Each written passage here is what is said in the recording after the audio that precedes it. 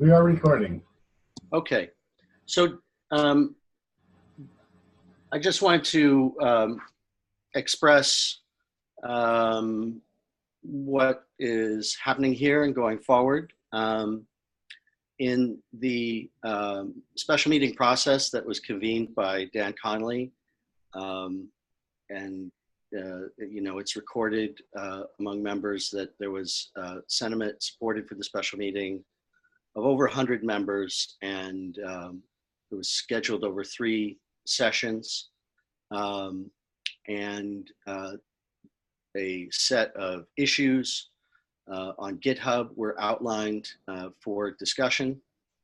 And over the course of about 2 weeks, through those 3 special meeting sessions, there were particular governance drafts, proposals identified there that had the participation of Nick Maines and other governance committee members, and working from drafts that the committee had prepared and had offered to the board and been accepted by the board for review and then tabled.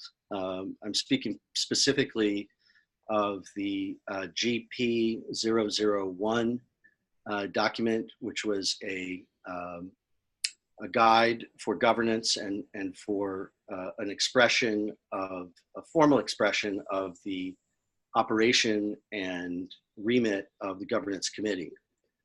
It was not ratified by the board, but it was essentially an existing working paper that in various sessions convened by Nick in association with the special meeting, special meeting process, many members had reviewed and were working on. So in the course of the special meeting process, in the last meeting, which occurred 2 days ago on Tuesday, kind of the highlight of business in that meeting, and by the way, the meeting was recorded and can be found in the governance directory, which I will post in the minutes to this meeting. We'll produce, I'll be responsible to produce minutes for this meeting. One can review the business and texts generated by that meeting, but in the course of that meeting, and I invite anyone that was there to speak to this as well. But in the course of that meeting, these documents, among other things, Greg, the president of the co-op, was present, and there was a discussion reviewing the particular points of governance related to a draft of an executive committee and shared powers by the president and that committee. And the purpose was not to ratify anything in that particular meeting. Not assumed that there was authority in that meeting to ratify, but simply to have a conversation where particular texts were engaged by members and officers for comment and response. And I think it was the feeling of folks there that there was a positive response and a path forward for implementing the governance drafts that were offered there. And because Dan Connolly, who had facilitated the special meeting process, made it very clear that his efforts were limited to that process, he was looking for volunteers, and I offered to volunteer to try to work with whatever means there are in the community, among members, and with whatever bona fide elements of governance there are in the co-op to try to implement the processes that were detailed there. And the the texts that were detailed there.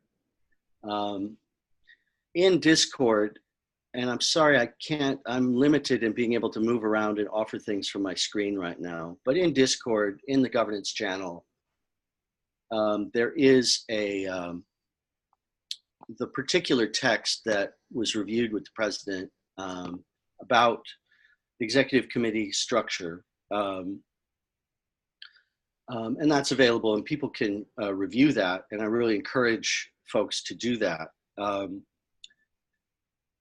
In conversation with Ian, after that meeting, and after I said I would make an effort to implement the processes outlined in this third special meeting, I had a conversation with Ian, which led to, I think we came to a consensus that the governance committee has suffered various resignations and discontinuities. The board members, Kenny Rowe was the founding board member at the charter at the time that the committee was chartered. He's no longer with. He's no longer an officer.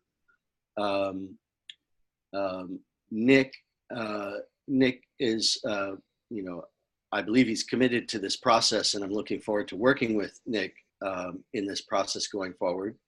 But it's also unclear how much energy folks have to the process. The point is that to reflect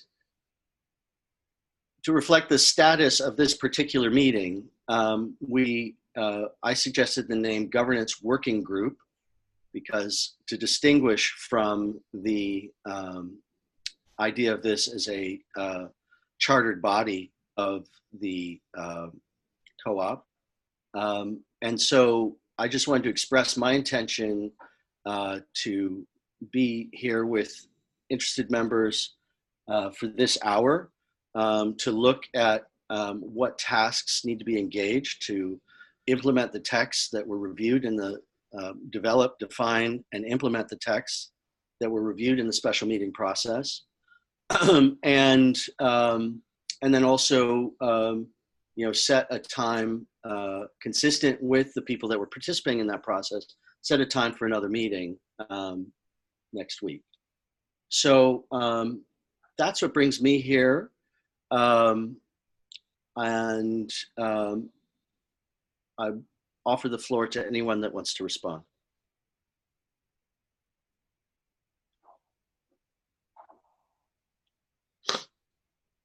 All right, so going forward then, we'll call this the Governance Working Group. And then I also want to make the suggestion that the next meeting occur at 2 p.m. on Thursday to accommodate Asian participants, and particularly we have a member, Justin Hooper, who expressed an interest in working with the Audit and Finance Committee effort, and 2 p.m. would be accessible to him. So may I ask if there's any objection to this meeting occurring next week at 2 p.m.? Is there any comment? And I observe that when one looks at the issue number 2, which at the bottom of it has the diagram for the executive committee and shared powers texts, there was a good deal of conversation there about, given the kind of the urgencies of the moment in in the governance of the co-op, that there was outlined proposal that you could have joint meetings of the Audit and Finance Committee at the same time as the Governance Committee. You could have members from those two committees in the room together at the same time, but they could have their separate mandates. And for that purpose, I think it's great that there's no objection to having the meeting in the afternoon, so that people that are involved in these important parts of governance and business for the co-op can be present together.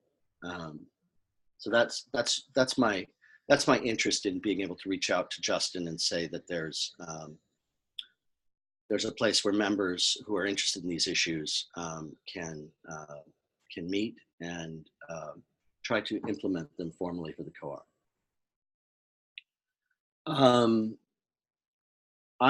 I've got more announcements, but I want this to be as open as possible. So if anyone else has any concerns or announcements, please speak. All right, I'll continue with it's our mandate here to update the governance committee charter, get that reapproved, maybe get some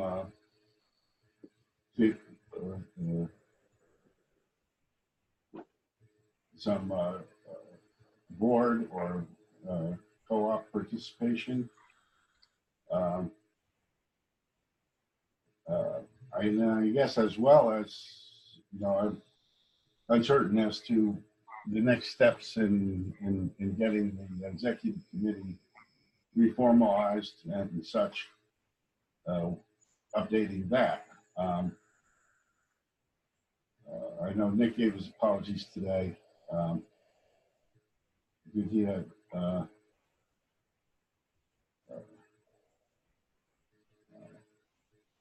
we might want to confirm with him that the 2 p.m. time is good for him for next week. I think he has a lot to bring to the table here.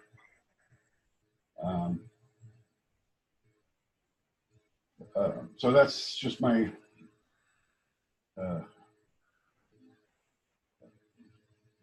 my concerns at this point. That's a fair concern. So I'll take that under advisement and let all of you who have attended know what the plan is and do that out on Discord and take that up with Nick. Unfortunately, we've got a global co-op and interested members all over the world, and everybody has to sleep at some point. And so let's see how that shakes out. But I will suggest 2 p.m. and go ahead with what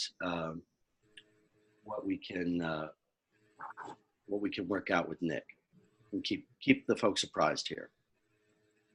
How's that sound? Good. Okay. I also wanted to respond to the announcements I wanted to make had to do with, there's some. I want, in following up with, my delegation from the special members meeting, I reached out to Ravi, who informed me that he offered his resignation 3 days ago. So we'll have to bear that in mind in terms of implementation of designs relying on the COO. There may be a search for, just in terms of its practical application. There may, we don't have a CEO in-house or COO in-house at this time. So we should be aware of that as we go forward. In the course of the conversation with Greg on Tuesday during the third session of the special meeting, as you would recall, Greg suggested reaching out to Evan Jensen to be a board member affiliated with the governance committee going forward, and I've done so. So I did so yesterday around noon and haven't received a reply. I'm thinking about going after Vlad as well, because I think we're,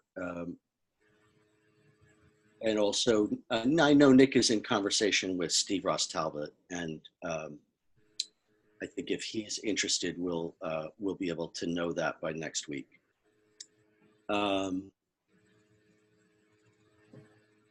but that's in a nutshell. That that brings us up to date. I'm sorry to be so ad hoc in this process.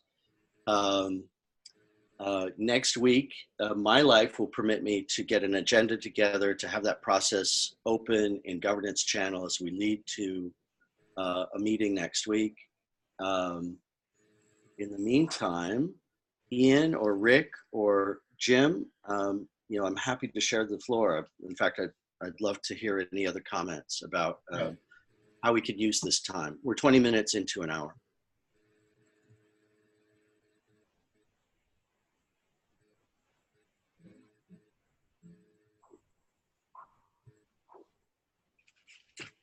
Can we hear from you, Rick and Ian, on your thoughts on governance?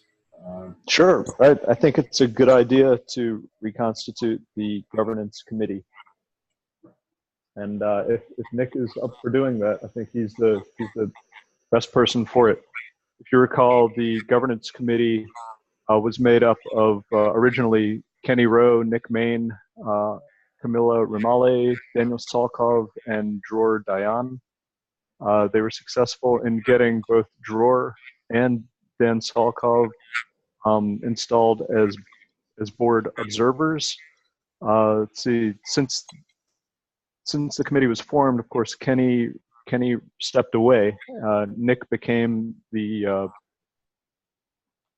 committee chairman, and then later resigned, so leaving the committee without a chair. So at this point, I think just revisiting the charter and putting forward prospective members of the committee, and then bringing it to the board to reinstall that committee, and also bring up the GP001 once again to the board. When I was on the board, I really thought that would go through, and it's kind of a shame it didn't. It was more because of other business that took precedence at the time that it just didn't get to the floor for a vote.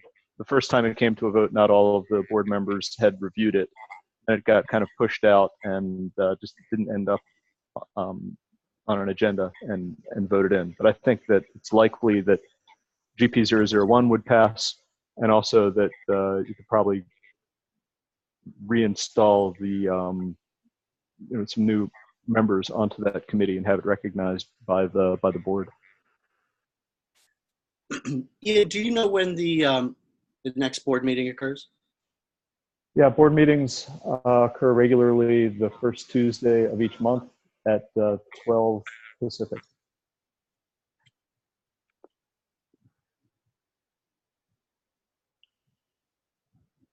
So we're about 3 weeks out from one. Yeah, and the most I think members can do right now would be to try to put forward potential board members, to contact Greg, Evan, Steve, Vlad, to see if they would support nominating any particular prospective directors to serve until the next election. I think that could help a lot, as well as supporting the depleted staff of the co-op in finding funding opportunities, seeing if any members that might be interested in the sale that Greg announced yesterday, and setting up nodes and using the platform, trying to set up your own applications and business plans around the RChain platform.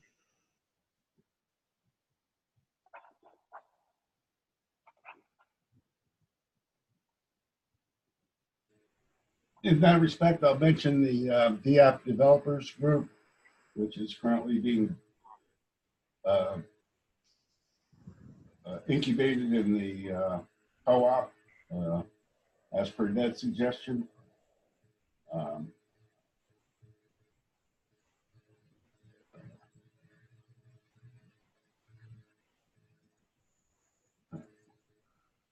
Hopefully we can get some cooperation among developers in terms of learning and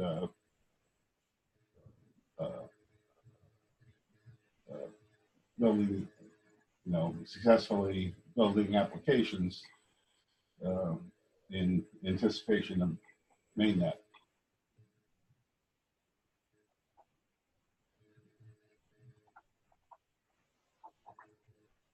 Rick, do you have anything else, Ian?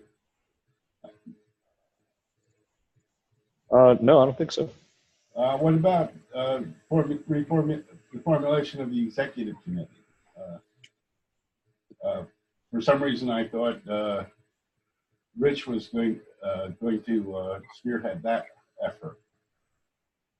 Well, that's exactly what I said I was working on. That's the text I was referring to that we discussed in the meeting. Okay, I was just wondering if Ian had any comments there. Ian, have you reviewed that that issue and that diagram that Nick and the folks working in the governance committee, I guess the recent burst of activity in the governance committee, or the working group, the working group? I'm not sure what the continuity issue is. I reviewed the 3 meetings that were held, and as Greg was saying in the last meeting, that it's important that anyone who serves on a committee is elected by the membership and isn't just someone who's self-appointed. So there should be a vetting process, and it should be through election, not just through someone has the time and interest to step forward. So in your view, Nick's reconstitution of the governance committee, was that still governance committee, or was that not? I'm in favor of reconstituting the governance committee. I think that should, in my opinion, should take precedence over reestablishing the executive committee, which has been that hasn't been staffed for many months. So I guess my first question was about the particular text of shared powers in issue 2 of the special meeting process. Do you know what I'm referring to when I refer to that? I don't have it in front of me, but if you're talking about sharing powers, the question is sharing powers, with whom? What individuals? What are their skills, qualifications, and legitimacy to serve?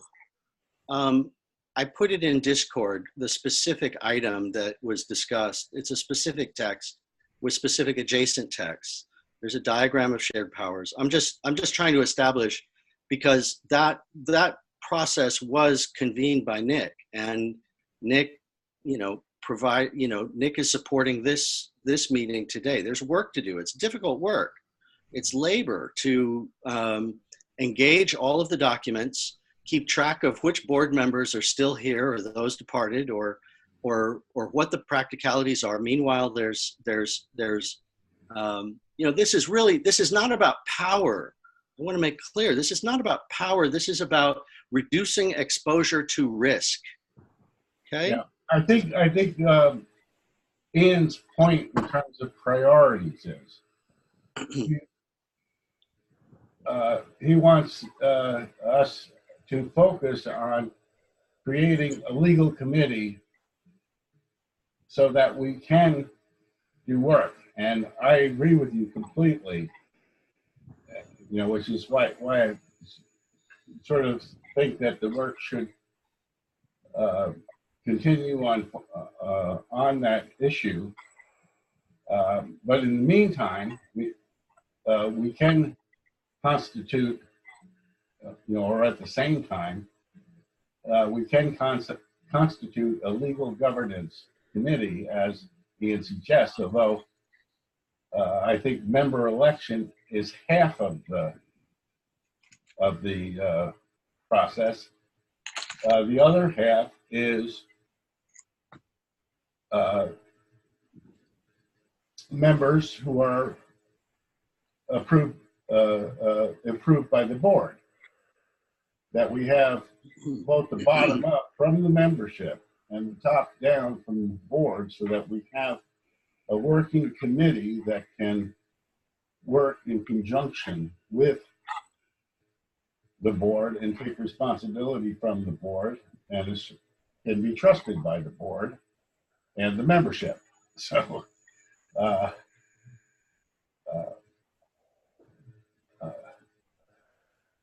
that's, getting that one thing done, getting a legal governance committee is really the first challenge we face as a governance working group. I agree. No, I think I feel like we're having a chicken and egg argument here. I think partly because of Ian's, I just want to make sure that we're all on the same page, because there's been 3 weeks of energetic activity by the governance and that's, again, is it a legitimate governance committee, or did it end when Nick resigned? If it ended when Nick resigned, then yes, there's just been a lot of energetic activity by members for preparing the texts toward, when there is a governance committee, there will be content. When it's ratified by whatever approved body, whether it's the board or not, there's a body of labor that I participated in, Nick has participated in, Dror, Dan, etc., in to produce a set of frameworks, including GP001, but also an executive committee framework. And the reason why, I would lobby for this is because, I agree. In terms of executive direction for the co-op, the most expeditious way to change certain powers under the bylaws, or provide for executive resources under the bylaws, would be to appoint new board members. And obviously, all members should be, queuing up with suggestions for the next board meeting. But the fact of the matter is, we just run through 5 board members. So there's something structural that's at issue. And if we put another 5 board members on, yeah, we're down to 4 now, so it's 5. The number is 5. So if we put down another 5 board members and don't get at some of the other structural issues that have been contemplated by the members working on the governance committee, whether you call it legitimately the governance committee or not, the work has been put in. Unpaid volunteer labor is going in to produce texts, contemplate the legal standing of the texts that are being offered, so that they conform to the bylaws and the IOBs that have legal standing, so that on this next meeting, on the first of the month, next month, there is a document to ratify and put in place that addresses these structural problems. I mean, that's what the purpose is. Now, I accept that we don't have a board sponsor at this point. We've lost a lot of, it's been a bad time to be a board member at the co-op. But we have constructive enthusiasm. And again, it's not about the tenor of discord or power grabs. It's about reducing exposure. Under the current situation, members and the co-op are not served by governance structures that don't have the kind of deliberative process. This is my sentiment, and I think I speak for many others, that don't have the kind of deliberative process that reduces the exposure to the co-op from various business decisions. And that's why the executive committee process, instead of relying on a board whose members are supposed to meet once a month for an hour or something, instead of relying on them for the day-to-day deliberative actions that are required for a going business, that's where the executive committee proposal comes in. and it's drafted, and we ran it by in draft form with Greg, had a constructive conversation. Greg's reply was essentially that it conformed to his understanding of the present operation. So it looks like there's a path to provide a better structure to reduce risk to the co-op and offer it at the next board meeting. That takes time and labor. Nick's traveling today, so he's not here to convene whatever this is. I think, it's if it's not a legitimate governance committee, it's a governance working group. And to figure out how to move these drafts forward. Rather than not have a meeting convened, I said I'd show up and offer one, so I am, and I've identified the text that we're working from. I've identified the ratification such as it is, the ratification by the membership to support the process that has led to this point, and the set of documents that were viewed in that process, and the set of documents that are mostly prepared to be offered to the board. If hopefully the board has quorum going forward. I'm kind of curious if anyone here knows what happens if we lose another 2 board members. Now, Rick, Nick was certainly focusing in that area, and that sort of indicating that as a priority. Now, with respect to the governance committee, okay, that's I guess you feel like that's sort of like an extra task that makes things difficult. My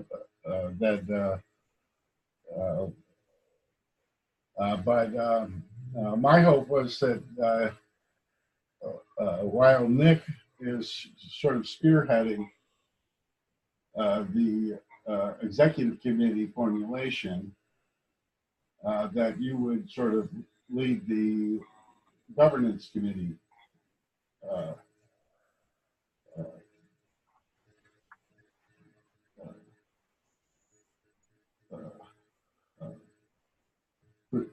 creation. Relaunch. No, I guess I see them intertwined, but yes, that is. I think there's a whole. I think there's a body of text and recruitment that my objective is to have a proposal or a suite of proposals for the board, legitimately offered to the board for consideration, which I guess is as easy as having a board member say, let's put it on the agenda in time for the next board meeting. Yeah, and if we can get candidates for members of the committees, we can at least run polls on Discord, maybe for support for candidates. Then the board would have some real alternatives in front of them in terms of having people willing to devote some time, and we have to determine what that time is, whether it's 2 or 3 hours a week or whatever, that people will commit to engage in and put themselves as potential members of the 2 committees, and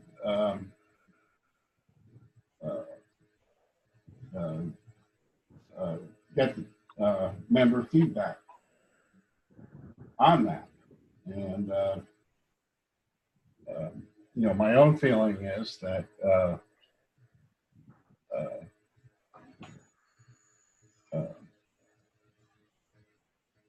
if we embrace the delegate process that's been put in place in the special meeting, we can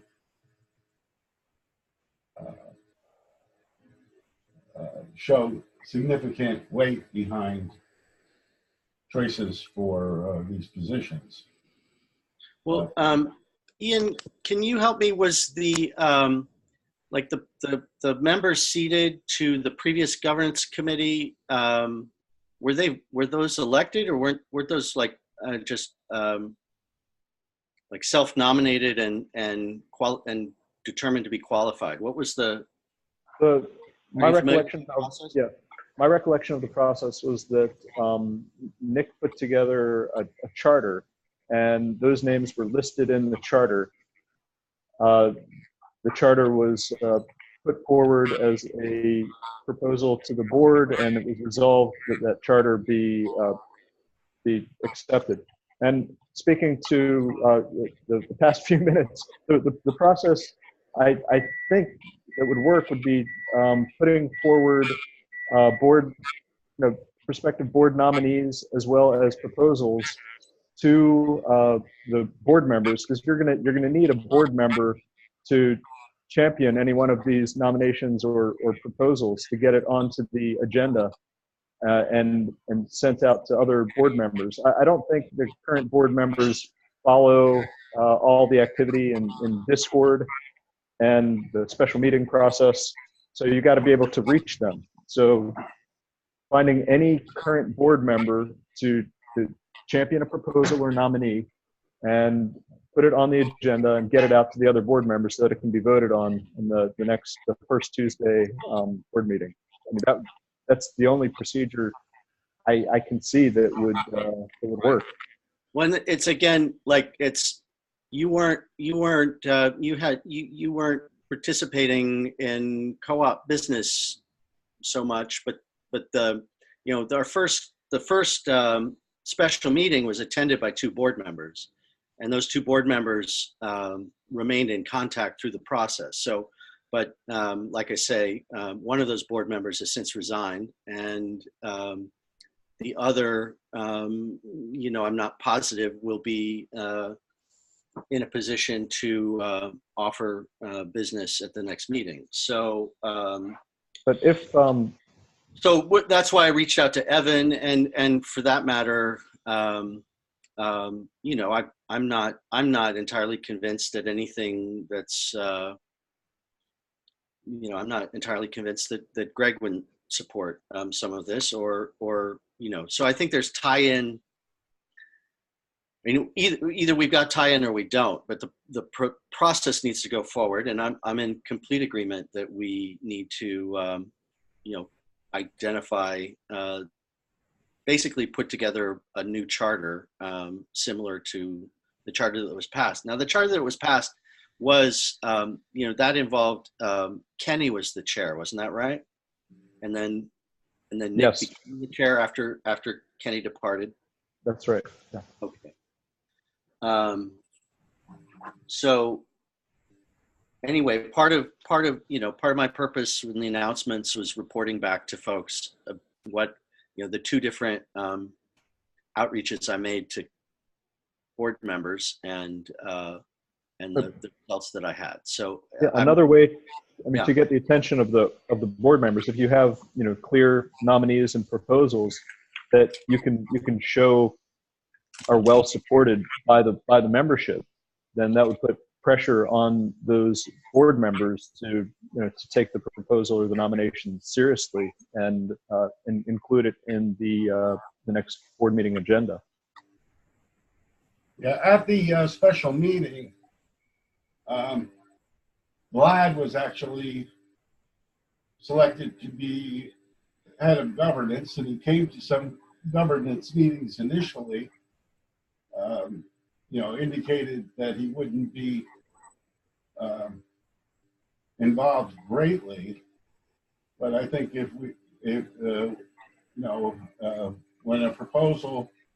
we have a sort of a proposal in place for governance and the executive for that matter, Yeah. that we should ask him if he would put these forward to the board. Yeah, you know, I would not discount Vlad, because from the beginning, he said that his chief interest in RChain was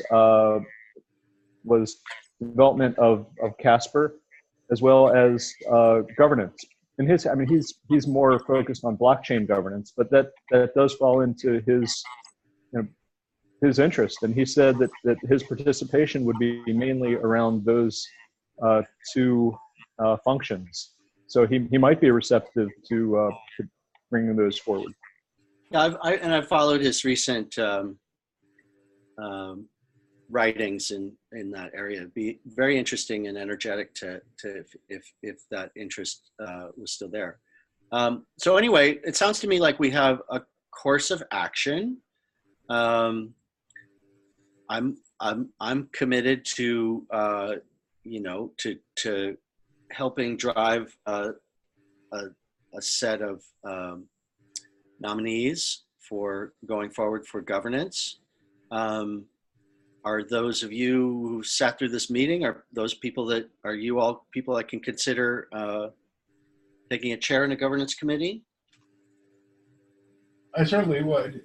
Now, the way the governance committee was selected the first time was that the attendees of the first meeting that were of the governance committee that Nick set up was that were willing to serve were put on that document. And That's what I thought, and I just happened to miss that. I was there for like all the rest of the meetings and wasn't there that day. So I missed it too. yeah, so again, so like that's also why I'm pushing back on some of this conversation about elections and process. Like, nobody's paid here. It's really, it's fast moving. It's difficult. I understand that there are concerns to balance about doing, you know, being diligent about getting support of the membership. But we have, you know, we've lost a lot of active members, or they remain members in application only.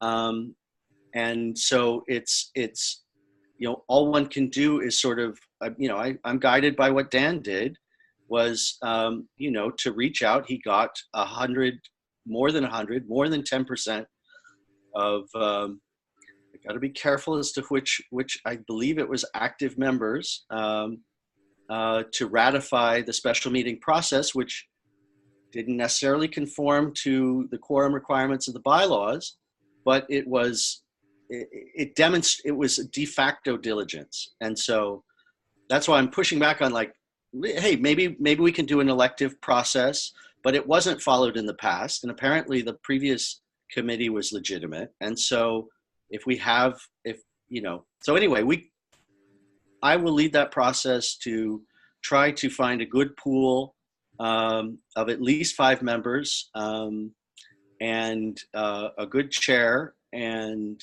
you know, I'm open to suggestions.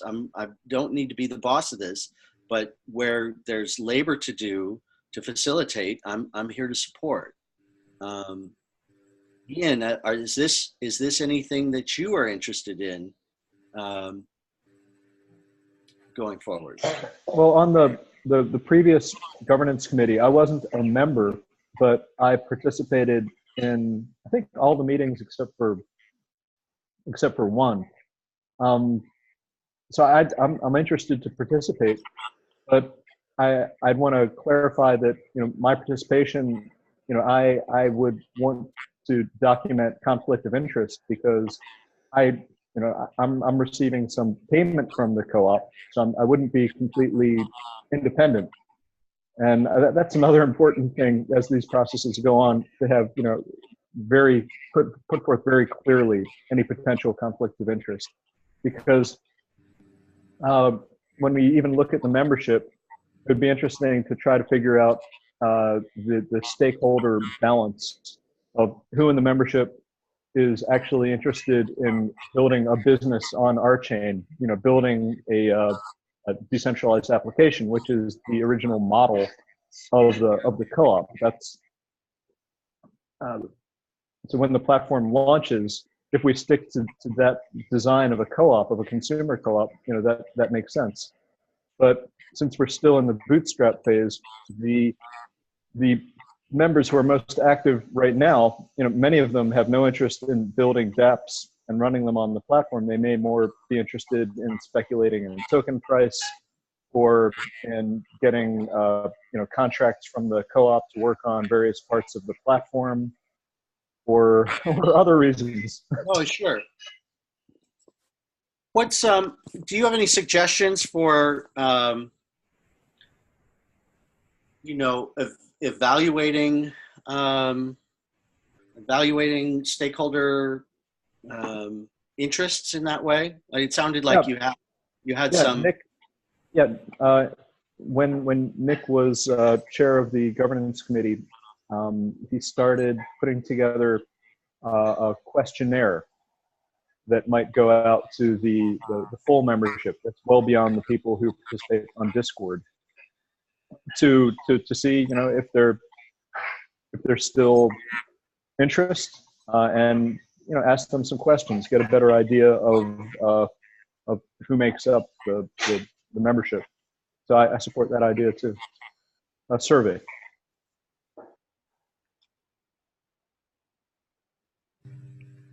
Yeah, I think conflict of interest is something that needs to be considered. With respect to a committee that is supported by the membership,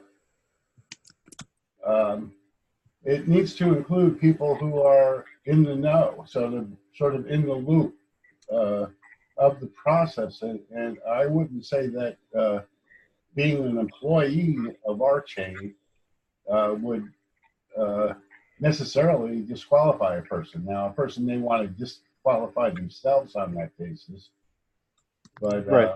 As long as they have support from the membership, I see no reason why they can't serve. I think that the way that committee was set up, there were 5 voting members, but all of the committee meetings were open to the membership to participate. So I think that would be great to continue the same way, have voting and non-voting members of the committee. That's a good idea, and I think having you as a non-voting member would still give some clout to the committee.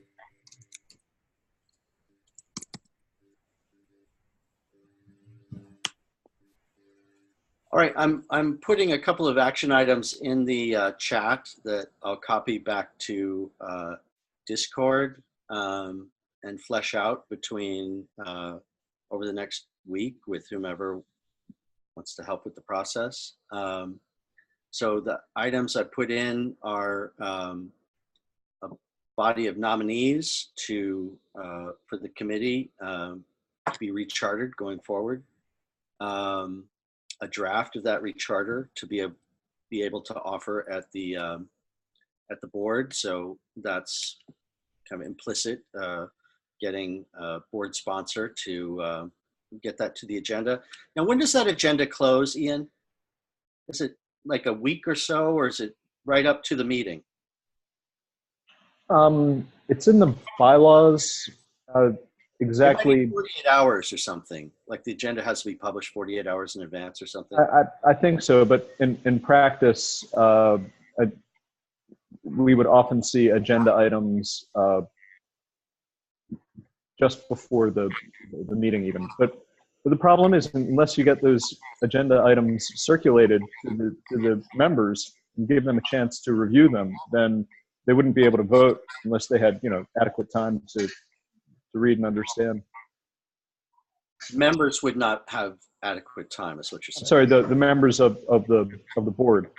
Oh, the board needs. Okay, so you can't show up at the meeting with the draft. It has to be in advance. Well, directors aren't going to vote before having reviewed the charters. So make sure they have enough time to review them. Although it's the same, in many cases, it's likely to be the same board members and the same charter. Like we're really not proposing. What I'm saying is whether you get this onto the agenda or not, if you have one board member to champion the nomination or the proposal, then they will make sure to notify the other board members. Gotcha. So we're sort of in a time bound here. If the board meeting's going to be on the 4th,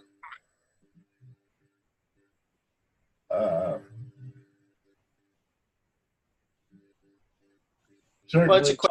I mean, I think between now and next week's working group meeting, which hopefully Nick will participate in, we can have an open process in the Discord channel where we get a couple of documents together, including a charter. We reach out for participation for a reseated governance committee.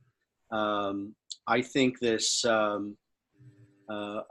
member survey document is very compelling and I think we might try to work through the course of the week so that we have something to review and try to review and draft and launch, because I agree. I think that's just a great touch point with the membership. We can have some text there that are both asking for information to get a better idea of stakeholders and their interests, as well as bringing them up to date with the special meeting process that's occurred and the issues there and the governance issues, reconstituting governance. It's just a good occasion, as you say, Ian, to the people that are not hanging out on Discord, to have some documentation to review and engage. So I think that would be very important to try to get that in the next week. If that could go out by the end of next week, that would be amazing. That would give a week of deliberation and the bodies and whatever responses came back to help shape and confirm a document, and a set of resolutions for the next board meeting. It's pretty ambitious, but I think the special meeting process, at each of those meetings we had 20 to 30 members engaged in these issues, board members, investors, quite diverse set of interests. So I think we've got some momentum to work with. So I put those. We're about to close, I think, for the hour. The action items that I see are circulating nominees to the rechartered proposed governance committee,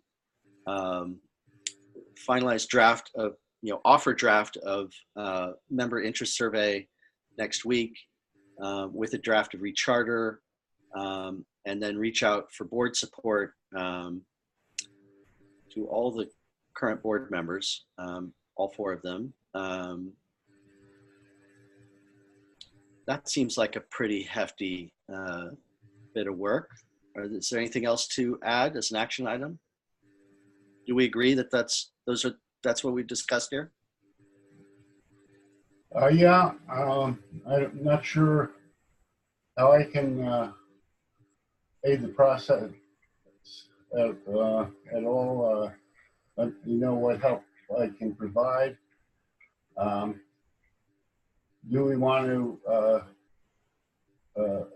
What preparations do we need to do to get the member survey out? Do we want to get that out this month, or what's our timeline? I guess I would take where there are specific documents being offered there. I think we could use the governance channel to link to Google Doc drafts that people can comment on, and then through the next week, and kind of agitate for engagement, and then review. Nick has I'm sorry to interrupt, sorry, but Nick has a draft out, and I have to jump to open another meeting. Sure. Well, we'll follow up with where Nick's, that's all about Nick's documents. All right, thanks. Thanks, Ian. Hey, Rick is gone. I guess he didn't have anything to say. I guess that's the end of the meeting. So I'll update the